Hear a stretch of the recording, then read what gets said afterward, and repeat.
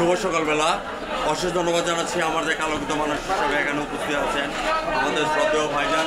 ভাইজান, আপনার নামটা একটু বলবেন। রাশেদ ভাই, আমি আপনাকে ধন্যবাদ জ্ঞাপন করছি। আমার চ্যানেল 99 এবং জাতীয় পত্রিকা দৈনিক আছে আলোকিত সকাল থেকে আমি স্বাগতিক করা তাই আপনার সঙ্গে আছে। রাশেদুল ভাই, আপনার ব্যবসা প্রতিষ্ঠানটি আছে কত বছর হয়েছে? 11 বছর। 11 বছর হয়েছে। আমরা যদি রাশেদুল ভাই সম্পর্কে যদি বলতে হয় তাহলে বলবো রাশেদুল ভাই was not built in a day. Rashedul ভাই একদিনে তৈরি নেই, হাঁটিয়ে পাপা করে কিন্তু আজকে এই প্ল্যাটফর্মে আসছে।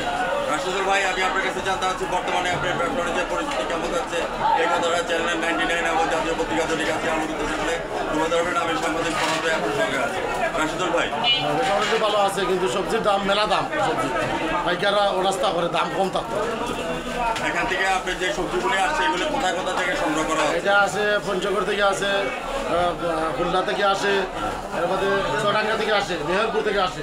আচ্ছা, তো সেই ক্ষেত্রে আবার এখান থেকে ডেলিভারি কোথায় কোথায় দিয়ে থাকেন? এখান থেকে গোটা সিলেট শহর সব জায়গায়, বৃহত্তর সিলেট যায়। বৃহত্তর সিলেট এবং বিশেষ করে কোন কোন জায়গার মধ্যে আপনি পাঠাচ্ছেন? জায়গাগুলো একটু মেনশন করে দেন। আমরা তো বর্তমানে সুপারি গান। হ্যাঁ, মানে সিলেটের আনাচে কানাচে সব জায়গাতে যাচ্ছে আপনাদের হ্যাঁ, দিয়ে। সব জায়গায় যাচ্ছে।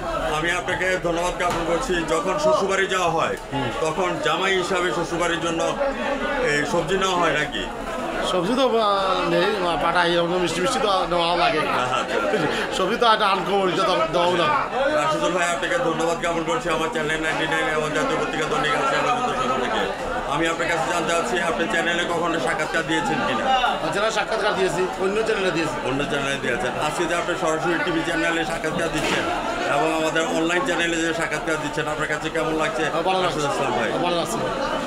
আমি সাক্ষাৎকারের শেষ পর্যন্ত চলে আসছি শ্বশুরবাড়ি যাওয়ারে।